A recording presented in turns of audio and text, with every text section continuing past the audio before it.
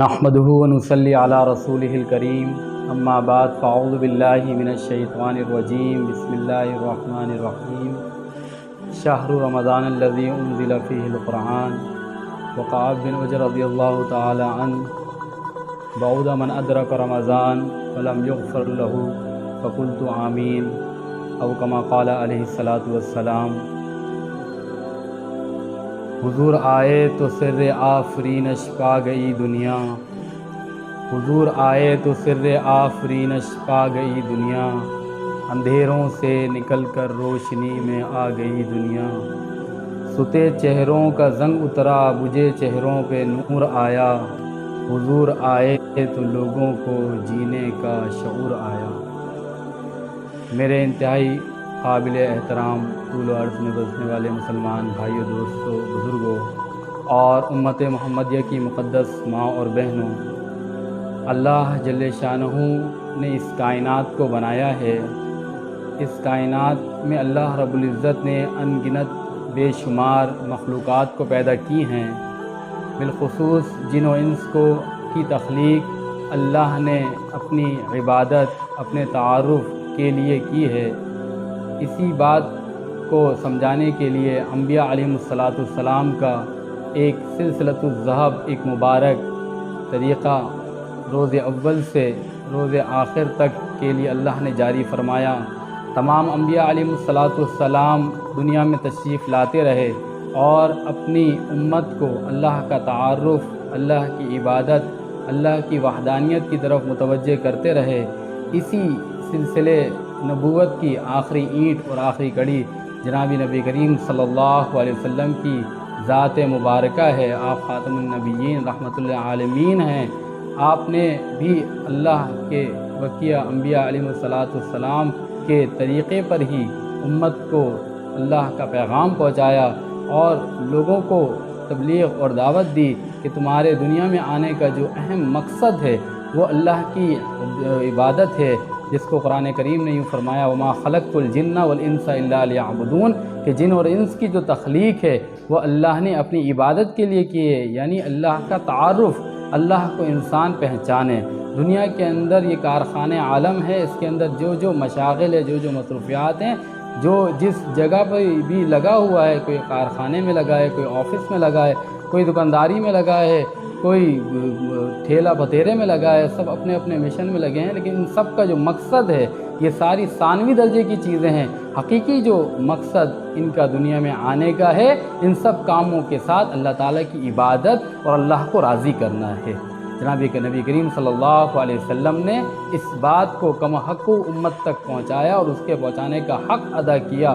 یوں تو یہ حکم جن اور انس کے لیے، اس کے علاوہ جو اللہ تعالیٰ کی باقی مخلوقات ہیں، جو صحرا میں ہیں، دریا میں ہیں، جو سمندروں میں ہیں، جو چرند پرند ہیں، دنیا زمین و آسمان میں جتنی بھی اللہ کی مخلوق ہیں، سبھی اپنے اپنے انداز میں، اپنی اپنی بولیوں میں، اپنے اپنے طریقے سے اللہ کی عبادت کرتے ہیں، سبھی اللہ تعالیٰ کی مدح و سراہی کرتے ہیں۔ لیکن بندہ مومن اور جن اور ان دونوں کے لیے خاص حکم فرمایا کہ ہم نے جو تمہاری تخلیق کی ہے وہ خاص اپنی عبادت کے لیے کی ہے۔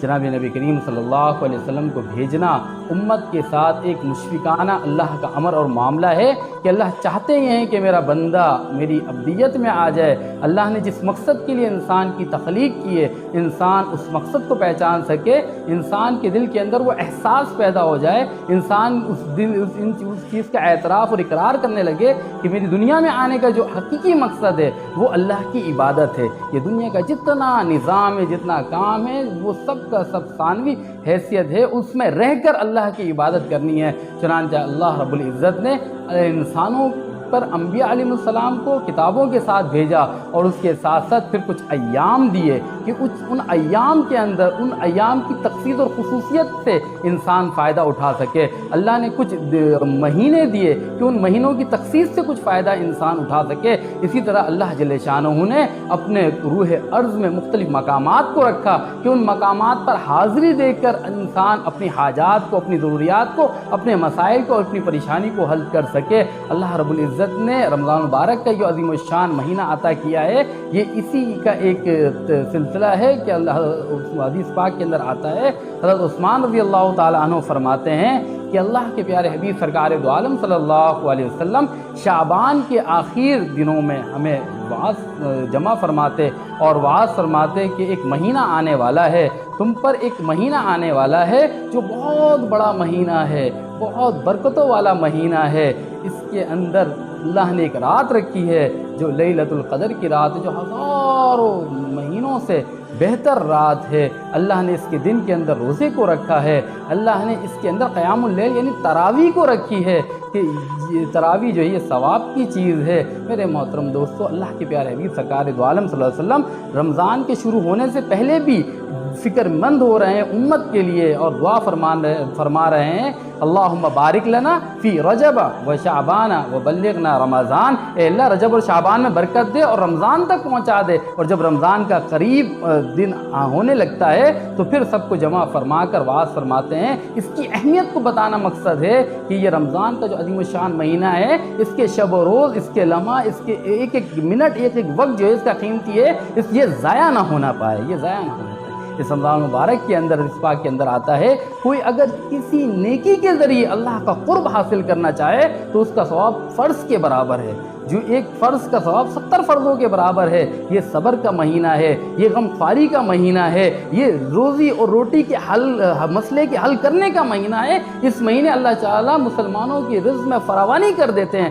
آج دنیا کا ہر انسان اگر پریشان ہے تو وہ روٹی روزی کے لیے پریشان ہے، وہ اپنے گھر والوں کی کفالت کے لیے پریشان ہے، اپنے بچوں کی نگہداشت کے لیے پریشان ہے۔ اللہ نے یہ ایک مہمان دیا ہے کہ اس مہینے کے اندر اللہ جل شانہ نے ساری ہی چیزوں کا مسئلہ حل کر رکھا ہے۔ سب سے پہلے کہا کہ یہ بڑا مہینہ ہے، اس کی عظمت، صرف کہہ دیتے مہینہ کافی تھا لیکن نہیں، اس کی عظمت اور اس کی بڑائی کو بیان کرنے کے لیے کہا، اس کی اہمیت کو بیان کرنے کے لیے کہا گیا کہ یہ بڑا مہینہ ہے۔ یہ ثواب تو ہے تو اللہ رب العزت نے انسان پر روز 11 مہینے کے اندر بھی بہت سارے اعمال ہیں، نماز کا پڑھنا ہے، سچ کا بولنا ہے، جھوٹ سے بچنا ہے، صدقہ اور خیرات کا کرنا ہے، غیبت سے بچنا ہے، بدکاری سے بچنا ہے، برائی سے بچنا ہے، اور دنیا جہاں کی جتنی برائیاں ہیں جس کو منع کیا اس سے بچنا ہے اور اطاعت کو کرنا ہے۔ لیکن اس رمضان مبارک کو اللہ نے ایک سیل لگا دیا ہے، اللہ نے یہ عظیم الشان مہینہ اس لیے دیا ہے کہ انسان اس رمضان مبارک کے اندر جو 11 مہینے کے اندر لغزشیں کوتاہیاں ہو گئی ہیں، اب ان کوتاہیوں کی تلافی کر سکے۔ حقیقت میں یہ مہینہ اس وجہ سے اس مہینے کو بقیہ مہینوں پہ فوقیت دی گئی کہ یہ مہینہ جو بڑا مہینہ ہے، یہ ثواب بڑا اس میں بڑا ثواب ہے، یہ برکتوں والا مہینہ ہے۔ اس کے اندر اللہ نے روزے کو، دن کے اندر روزے کو اللہ نے فرض کیا۔ یہ ایک پورا دن اللہ کی عبادت میں انسان ذرا سوچے کہ اللہ مجھ سے کتنی محبت فرماتے ہیں۔ کتنے لوگ ایسے ہیں کہ جو روزہ رکھنے کی سکت نہیں رکھتے، یا بہت سے لوگ ایسے ہیں جو سکت تو رکھتے لیکن رکھنے کی طلب نہیں ہے، یا اللہ کی اس مہینے کے اندر بھی توفیق سے محروم ہے۔ کعب بن عجرہ کی رضی اللہ تعالیٰ عنہ کی روایتیں فرماتے ہیں، بعودہ ہلاک ہو جائے من ادرک رمضان، وہ آدمی جو رمضان کا مہینہ پائے، فلم یغفر لہ، اس کی مغفرت نہ ہو۔ اللہ کے پیارے حبیب فرماتے ہیں فقلت آمین، پھر ایسے آدمی کے باقی رہنے کا کوئی حق ہی نہیں ہے کہ اللہ نے ایک ماحول، ایک موسم بنایا ہوا ہے، اس کے باوجود بھی وہ اللہ کی عبادت نہ کرے، اللہ کی عبدیت نہ کرے۔ اس رمضان مبارک کے اندر خوب اللہ تعالیٰ کو راضی کرنا ہے۔ بڑا مہینہ ہے، جو بڑا مہینہ ہوتا ہے، جو بڑی چیز ہوتی ہے، اس کا اعزاز اور اکرام بھی اتنا ہی ہوا کرتا ہے، اس میں کمر بستہ ہونا پڑتا ہے۔ اللہ کے پیارے حبیب سرکار دو عالم صلی اللہ علیہ وسلم کے بارے میں حضرت عائشہ صدیقہ رضی اللہ تعالیٰ عنہ فرماتی ہیں کہ آپ لمبی لمبی رکعتیں پڑھا کرتے تھے اور قیام اللیل فرمایا کرتے تھے کہ آپ کے پاؤں مبارک پر ورم آ جایا کرتے تھے۔ اور جب آپ سے پوچھا گیا کہ آپ اتنی تقویٰ کیوں کرتے ہیں، آپ اتنی کوشش کیوں کرتے ہیں، آپ تو بخشے بخشائے ہیں، آپ کے ساتھ تو اللہ نے مہربانی کا اور آسانی کا معاملہ کر رکھا ہے۔ تو اللہ کے پیارے حبیب سرکار دو عالم صلی اللہ علیہ وسلم نے جو جواب دیا وہ قابل غور ہے۔ فرمایا کہ کیا میں اللہ کا شکر گزار بندہ نہ بنوں؟ یہ ہیں قدردان لوگ، یہ ہیں وہ جو سمجھتے ہیں۔ اصل میں سونے کی قدر سناری کو معلوم ہوتی ہے۔ اگر وہ سبزی والے کو جا کر سونا دے دیا تو وہ تو ادرک سمجھ کے اس کو ادرک میں ڈال دے گا، لیکن جو قدردان ہوتے ہیں، جو عارف ہوتے ہیں, جو سمجھنے والے, اللہ کے پیارے حبیب سرکار دو عالم صلی اللہ علیہ وسلم اللہ تعالیٰ کی منشا کو سمجھتے تھے. وہ سمجھتے تھے کہ اللہ تعالیٰ کی رضا کس میں ہے. میرے محترم دوستو, اللہ جل شانہ نے اپنے پیارے حبیب سرکار دو عالم صلی اللہ علیہ وسلم کے ذریعے امت کو جھنجھوڑا ہے, امت کو اعمال کی طرف متوجہ کیا, اور اللہ کے پیارے حبیب سرکار دو عالم صلی اللہ علیہ وسلم نے اس کا حق ادا کیا ہے. صحابہ کی ایک جماعت تیار کی, اور پھر اللہ کے پیارے حبیب صلی اللہ علیہ وسلم نے اپنے احادیث مبارکہ کے ذریعے امت کو رہتی دنیا تک کے لیے, روز قیامت تک کے لیے یہ تعلیمات جاری کر دی. فرمایا کہ اس کے اندر ایک رات ہے جس قیام اللیل, جس میں تراویح پڑھی جاتی ہے. ویسے تو اللہ جل شانہ نے 5 نمازیں دی ہیں, اس کے بعد اضافہ کر دیا یہ محبت میں کہ میرا بندہ مجھ سے اور لو لگائے, میرا بندہ مجھ سے اور قرب حاصل کرے, میرے اور قریب ہو سکے. 20 رکعت تراویح اللہ جل شانہ نے مسلمانوں کے لیے ایک ثواب کے طور پر رکھ دیا کہ اس کو انسان کرے. 20 رکعت تراویح کا مطلب ہوا 20 مرتبہ اللہ کے سامنے کھڑا ہونا ہے. سبحان اللہ, اللہ کے سامنے کھڑا ہونا ہے. 20 رکعت تراویح کا مطلب یہ ہوا کہ 20 مرتبہ اللہ کے آگے رکوع کرنا ہے, اللہ کے آگے جھکنا ہے. سبحان اللہ, یہ اللہ نے توفیق دے رکھی ہے. اس توفیق کا تو پتہ اس وقت چلے گا جب انسان چاہے گا کہ میں سجدے میں چلا جاؤں, انسان چاہے گا کہ میں کھڑا ہو جاؤں لیکن کھڑا نہیں ہو سکے گا, انسان چاہے گا کہ میں رکوع میں چلا جاؤں لیکن رکوع میں نہیں جا سکے گا, انسان چاہے گا کہ میں سجدے میں جاؤں لیکن سجدے میں نہیں جا سکے گا. کیوں؟ اس لیے کہ وہ وقت وہ ہوگا کہ جب یہ اعمال کا معاملہ ختم ہو جائے گا, کمر تختے کی طرح ہو جائے گی. اب یہ نہ جھک سکے گی نہ رک سکے گی, بلکہ یہ ایک جو ہے وہ نہ پریشانی کی کیفیت میں ہوگا. آج اللہ نے موقع دیا ہے, آج اللہ نے توفیق دی ہے. اس تراویح کی نماز کو خوب اہتمام سے, فرض تو پڑھنا ہی پڑھنا ہے, ایک فرض تو 70 فرضوں کے برابر ہے. تراویح کی نماز کو خوب اہتمام سے, خوب اہمیت کے ساتھ, خوب توجہ کے ساتھ, پہلے سے تیاری کر کے, پہلے سے مسجد پہنچ کے, پہلے سے جہاں تراویح کی نماز ادا کی جا رہی وہاں پہنچ کے اہتمام سے نماز کے حدیث پاک کے اندر آتا ہے نماز کے انتظار میں رہنا ایسے جیسے کہ نماز کے اندر ہے. سبحان اللہ, اللہ تو اللہ کی عطا کا بہانہ ڈھونڈتی ہے کہ میرا بندہ ذرا سا میری طرف متوجہ ہو, میں اس کو سب نماز دوں. اللہ کی ذات میں کوئی کمی آنے والی نہیں ہے, کمی ہے تو وہ مجھ میں اور آپ میں ہے. ہم نے اس کمی کو پورا کرنا ہے. اب تک جو عبادتیں کی ہم نے وہ اللہ کے فضل سے, اللہ کی توفیق سے, اللہ کے انعام سے کی ہے, اور اب جو ہم نے کرنی وہ بھی اللہ کی توفیق سے کر سکتے ہیں. تو تراویح کے اندر 10-20 مرتبہ قیام کر رہے ہیں, اللہ کے آگے کھڑے ہو رہے ہیں. اللہ جو پوری کائنات کا خالق ہے, اتنا بڑا رب العالمین ہے, پوری کائنات کا پالن ہار ہے, ہر چیز اس کے اشاروں پر, اس کے کن فیکون کی محتاج ہے, اس کے سامنے کھڑا ہونا یہ بڑے اعزاز کی بات ہے. اس کو لفظوں میں نہیں بیان کیا جا سکتا. دین اصل میں کیفیت کا نام ہے, اور جو کیفیت والی چیز ہوتی ہے اس کو الفاظوں میں نہیں بیان کی جا سکتی. یہ تو جو آدمی لگتا ہے, جو کرتا ہے, جب چلتا ہے دین کے راستے میں, تو پھر اللہ تعالیٰ اس کو وہ احساس اور وہ جذبہ عطا فرماتے ہیں, وہ تڑپ عطا فرماتے ہیں, وہ دل جوئی اور دل لگی عطا فرماتے ہیں. ہاں, محبت کی تجلی سے کدورت دور ہوتی. محبت کی تجلی جو ہوتی ہے وہ انسان کے اندر سے کدورت کو نکال دیتی ہے, لغزشوں کو نکال دیتی ہے, پریشانیوں کو نکال دیتی ہے. محبت کی تجلی سے کدورت دور ہوتی ہے. محبت وجہ تسکین, دل رنجور ہوتی ہے, کلی بنتی ہے جنت کی, جمال حور ہوتی ہے. یہی وہ آگ ہے جو مسکرا کر نور ہوتی ہے. جب کسی کو محبت ہوتی ہے تو اس کی ہر ادا آتی ہے. ہاں, اگر اللہ سے محبت ہو جائے تو پھر اللہ کے سامنے کھڑا ہونا اور بغیر حرکت کے بالکل کھڑا رہنا یہ آسان ہو جاتا ہے. پھر اللہ کے آگے رکوع کرنا یہ آسان ہو جاتا ہے. 20 رکعت تراویح کے اندر اللہ نے 40 مرتبہ اپنے آگے سجدہ کرنے کی توفیق عطا کر دی. اس سے بڑھ کر اور کیا انعام ہے. اللہ نے ہمیں جو ہے وہ پورا مہینہ دے دیا, اس کے اندر پورے مہینے اہتمام سے تراویح پڑھنے کا اہتمام ہو جائے تو پھر کیا ہی بات ہے. اللہ تعالیٰ جو ہے انسان کو اپنی طرف متوجہ کرنے کے بہانے ڈھونڈتے ہیں. یہ بہانے کی ہی ایک کڑی ہے کہ اللہ نے رمضان مبارک عظیم الشان مہینہ عطا فرمایا. اس کے اندر اللہ نے تراویح کو رکھا, اس کے اندر اللہ نے روزے کو رکھا. روزے کے بارے میں حدیث پاک کے اندر آتا ہے, اللہ کے پیارے حبیب نے فرمایا کہ ساری چیزوں کا بدلہ اللہ نے جنت رکھا ہے, لیکن روزے کا جو بدلہ حدیث پاک کے اندر آتا ہے انا اجزا بھی او اجزی بھی, دونوں روایتیں آتی ہیں کہ میں اس کا بدلہ ہوں. ہاں, جس کا بدلہ اللہ ہو, جس کو اللہ مل جائے تو پھر اس کے لیے کوئی پریشانی نہیں, پھر اس کے لیے کوئی مشکل نہیں. آج دنیا کے اندر جتنے لوگ ہیں, جتنے سروے اٹھا کر دیکھ لیں, جتنے لوگوں کو دیکھ لیں سر کی آنکھوں سے, تو کوئی نہ کوئی کسی نہ کسی پریشانی میں گرفتار ہے, شکار ہے. چھوٹی پریشانی ہو, بڑی پریشانی ہو, بچوں کی پریشانی ہو, اولاد کی پریشانی ہو, کاروبار کی پریشانی ہو, پڑھائی کی پریشانی ہو, آفس کی, دنیا جہاں کے اندر جو معاملات چل رہے ہیں, کارخانے عالم ہو، کارخانے اکبر ہو، دنیا کے معاملہ بھی، یہ کارخانے اصغر ہو، اندرونی جو معاملات ہیں، کوئی نہ کوئی انسان کسی نہ کسی تکلیف میں، کسی نہ کسی پریشانی میں گرفتار ہے۔ اس تکلیف سے نکالنے کے لیے، اس پریشانی سے نکالنے کے لیے، اس مصیبت سے نکالنے کے لیے اللہ جل شانہ نے یہ عظیم الشان مہینہ عطا کیا ہے۔ اس مہینے کی خوب قدردانی کی جائے، خوب اللہ کے آگے لو لگایا جائے، ایسا اتنا کچھ پڑھا جائے، قرآن کو اتنا پڑھا جائے کہ جبلے تھکنے لگ جائیں۔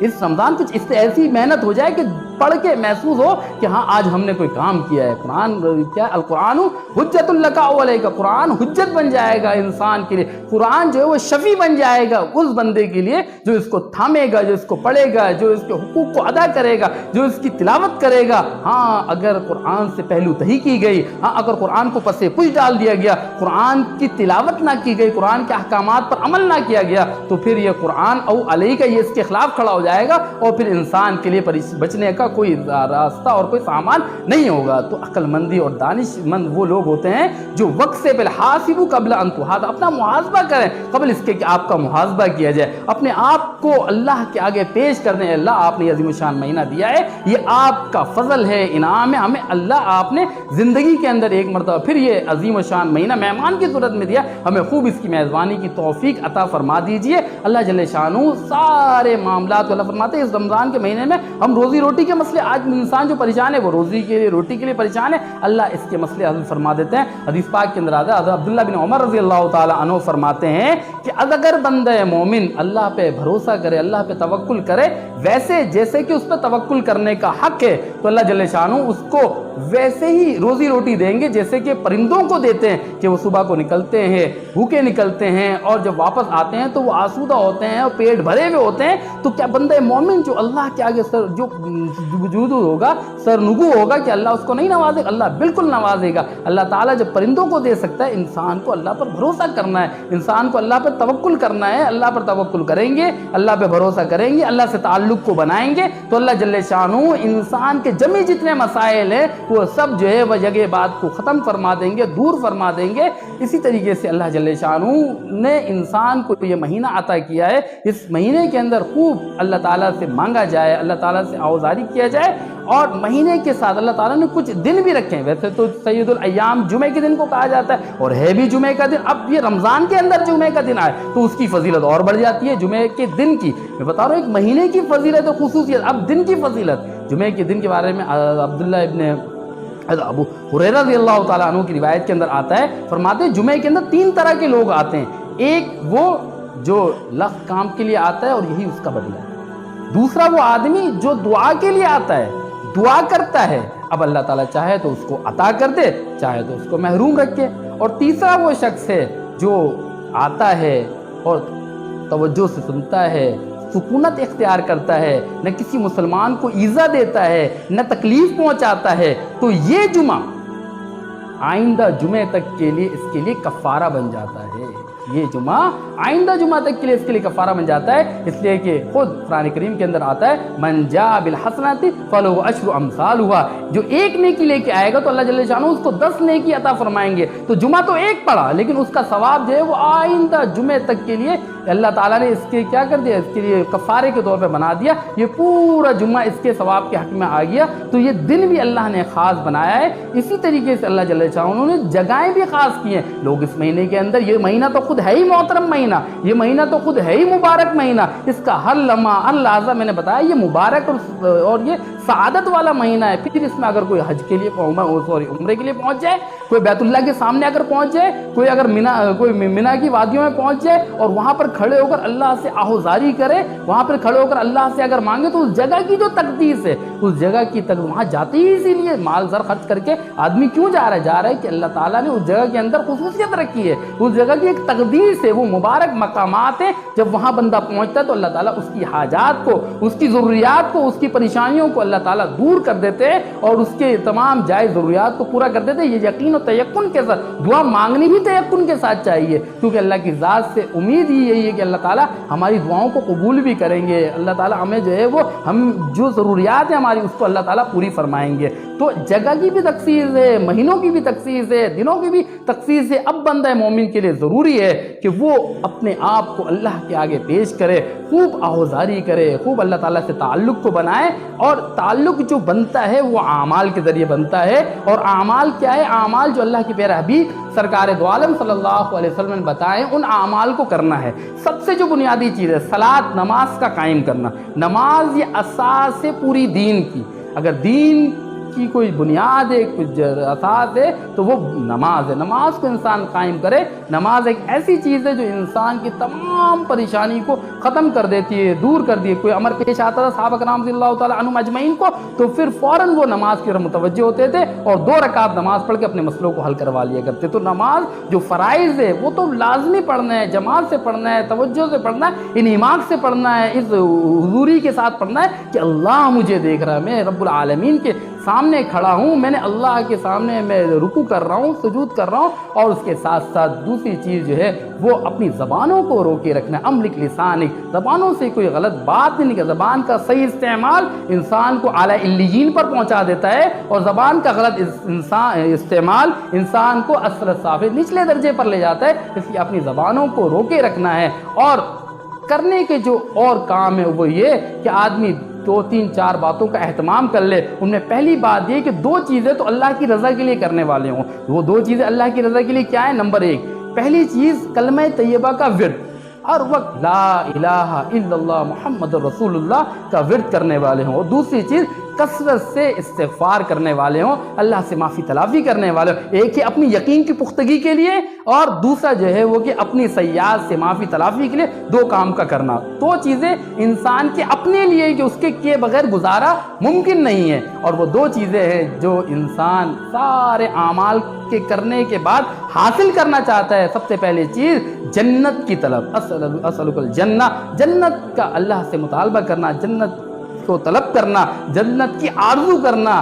اور دوسری چیز جو ہے وہ دوزخ سے پناہ مانگنا، اعوذ بک من النار، جہنم کی جو دہتی ہوئی آگ ہے، لا عین رات، کسی آنکھ نے نہیں دیکھا، ولا اذن سمعت، کسی کان نے نہیں سنا، ولا اذن ولا خطر قلب بشر، کسی بشر کے دل میں اس کا خیال بھی نہیں گزرا، نہ کسی آنکھ نے دیکھا وہ کیا شدت ہوگی، نہ کسی کان نے سنا، نہ کسی بشر کے دل میں اس کا خیال گزرا۔ لہذا انسان جو ہے خوب پناہ مانگے، خوب پناہ مانگے۔ اس کا 3 اشرہ ہے رمضان مبارک کا۔ پہلا اشرہ جو رحمت کا اشرہ جو کہ ختم ہو رہا ہے، خوب اب جو چند ساعت چند لمحات رہ گئے خوب اللہ تعالیٰ سے رحمتیں مانگے۔ دوسرا اشرہ جو ہے وہ مغفرت کا اشرہ ہے، اور تیسرا اشرہ جو ہے وہ عتق من النار، گردنوں کی آزادی کا اشرہ ہے۔ خوب اللہ تعالیٰ سے جو ہے وہ انسان رحمت بھی مانگے، مغفرت بھی مانگے، اور اپنی گردنوں کی آزادی کی دعا بھی مانگے۔ اللہ تعالیٰ جو ہے وہ ہمیں خوب اس پر عمل کرنے کی توفیق عطا فرمائے، اور اس کے ساتھ مزید جو روزانہ بنیاد رمضان کے علاوہ بھی کرنے والے اعمال ہیں جو ہماری جگہ بتاتے ہیں۔ سب سے پہلی چیز آدمی یاسین کا اہتمام کرے، صبح 1 دفعہ یاسین پڑھے، شام میں 1 دفعہ یاسین پڑھے۔ حضرت یحییٰ بن کثیر رحمۃ اللہ علیہ کی روایت کے اندر آتا ہے، اور حضرت اکرم رضی اللہ عنہ فرماتے ہیں کہ یاسین ایسی چیز ہے اگر اس کو صبح پڑھ لیا جائے تو پورے دن انسان اللہ تعالیٰ کی حفاظت میں، پھر جتنے دنیا جہاں کے مسئلے اور مسائل ہیں سب اللہ تعالیٰ اس کو حل فرما دیتے، خود بخود معاملات حل ہوتے ہوئے نظر آتے ہیں، انسان کی پریشانی ختم ہوتی ہوئی نظر آتی ہے۔ اور جو شام میں پڑھ لے پوری رات اللہ تعالیٰ کی حفاظت میں، کوئی اس کو پریشانی، کوئی اس کو تکلیف، کوئی اس کو اگر آئے گی بھی تکلیف تو وقتی ہوگی، اللہ تعالیٰ اس کو ختم فرما دیں گے۔ تو یاسین کے پڑھنے کا اہتمام ہو، 1 مرتبہ صبح پڑھنے کا اہتمام ہو، 1 مرتبہ شام میں۔ دوسری چیز منزل کے پڑھنے کا اہتمام ہو۔ منزل یہ حضرت شیخ الحدیث مولانا زکریا رحمۃ اللہ علیہ کے صاحبزادہ طلحہ کاندھلی رحمۃ اللہ علیہ کی کتابچہ ہے، اس کو پڑھنے کے، اس کے پڑھنے سے اگر صبح 1 دفعہ پڑھ لیں اور شام میں 1 مرتبہ تو اللہ تعالیٰ ہر طرح کے سحر سے، جادو سے، ٹونے سے، پریشانی سے مشکل، یہ بالکل مجرب عمل ہے، یہ آزمودہ عمل ہے۔ اس کو اگر کر لے آدمی پورے تیقن کے ساتھ، پھر پوری دنیا کے اندر کچھ بھی ہوتا رہے اس کا کوئی بال بھیگا نہیں کرے گا، اس کو کوئی کچھ نہیں کر دے گا، کیونکہ اس نے اپنا کھوٹا جو ہے، اپنا ہاتھ جو ہے وہ کیا ہے اس اعمال میں رکھ دیا ہے، ان اعمال کو وہ کرنے لگا ہے، ان اعمال کو اپنا اوڑھنا بچھونا بنا لیا ہے کہ جس کے کرنے سے اللہ تعالیٰ جو ہے اس کے تمام معاملات کو حل فرمائیں گے۔ اور تیسری چیز سورہ واقعہ پڑھنے کا اہتمام ہو۔ حدیث پاک کے اندر آتا ہے، سلمان رضی اللہ تعالیٰ عنہ فرمایا کہ جس نے من قرأ سورۃ الواقعہ فلم یصبہ فاقتاً ابداً، جو سورہ واقعہ پڑھنے کا اہتمام کرتا ہے تو فقر و فاقہ اس کے در و دریچے پہ نہیں آتا، تو لہذا سورہ واقعہ پڑھنے کا بھی اہتمام کیا جائے۔ خوب جو ہے وہ اعمال ہی کی وجہ سے انسان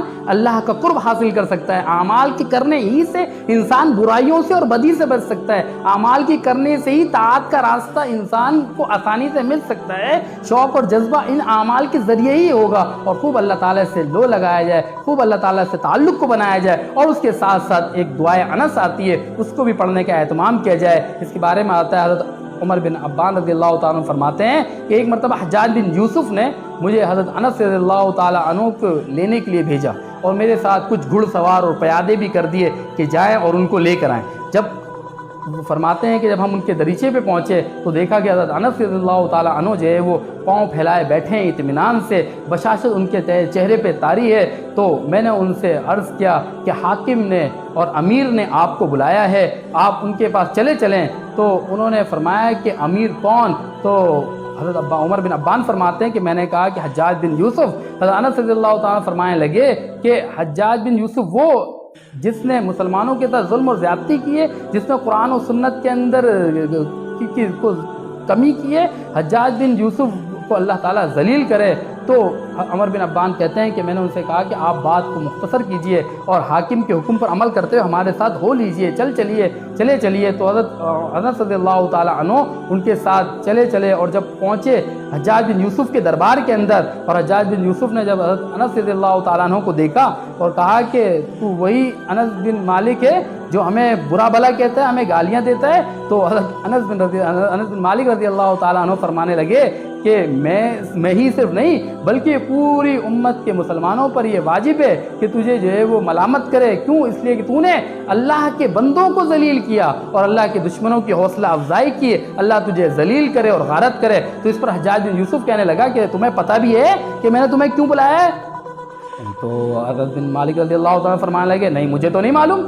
تو کہنے لگے کہ میں تمہیں بے دردی سے قتل کرنے کے لیے میں نے تمہیں بلایا ہے۔ تو انس بن مالک رضی اللہ تعالیٰ عنہ نے فرمایا کہ اگر میں تیری بات کا یقین کر لوں تو میں تجھ پر ایمان لے آتا، لیکن بات یہ ہے کہ مجھے نبی کریم صلی اللہ علیہ وسلم نے ایک دعا سکھائی ہے اور وہ میں دعا پڑھ چکا ہوں، اور آپ نے فرمایا کہ یہ دعا اگر پڑھ لو تو کوئی تمہیں تکلیف پہنچانے پر قادر نہیں ہو سکتا۔ تو حجاج بن یوسف نے کہا کہ وہ کون سی دعا ہے مجھے بھی بتائیں۔ تو حضرت بن مالک رضی اللہ تعالیٰ عنہ نے فرمایا کہ تو اس کا اہل نہیں ہے۔ حجاج بن یوسف نے اپنے دربان سے کہا کہ ان کو جانے دیں، ان کا راستہ چھوڑ دیں۔ جب حضرت انس بن مالک رضی اللہ تعالیٰ عنہ حجاج بن یوسف کے دربار سے اپنے گھر کی طرف ہو لیے تو درباریوں نے حجاج بن یوسف سے کہا تو آپ تو بڑے دنوں سے اس کے طاق میں تھے، آپ تو اس کے انتظار میں تھے، آج ہی آپ کے ہاتھ لگا پھر بھی آپ نے اس کو چھوڑ دیا۔ تو حجاج بن یوسف کہنے لگا کہ ان کے کندھوں پہ میں نے 2 شیر دیکھے اور وہ میری طرف گھور رہے تھے، اگر میں ان کو ہاتھ لگاتے تو میرا کیا حال ہوتا۔ تو میرے محترم دوستو، میرے بھائیوں اور امت محمدیہ کی مقدس ماں اور بہنوں، یہ وہ اعمال ہے، یہ دعائے انس کی وہ برکت ہے جس سے اللہ جل شانہ نے دشمن کے اندر رعب کو طاری کر دیا۔ ہاں، اعمال ہی وہ سکہ ہے، اعمال ہی وہ چیزیں ہیں جس سے انسان کی دنیا کی زندگی بھی بنے گی، آخرت کی زندگی بھی بنے گی۔ اللہ جل شانہ ہمیں اعمال کے کرنے کی توفیق عطا فرما دے، اس رمضان مبارک کی خوب قدردانی کی توفیق عطا فرما دے، خوب تلاوت کرنے کی، ذکر و اذکار کرنے کی، اللہ سے لو لگانے کی، اللہ کا خوف اپنے دل کے اندر پیدا کرنے کی۔ اللہ کے پیارے حبیب سرکار دو عالم صلی اللہ علیہ وسلم نے جو ہمیں طریقہ بتایا اس کے مطابق زندگی گزارنے کی توفیق عطا فرما دے۔ وآخر دعوانا الحمدللہ۔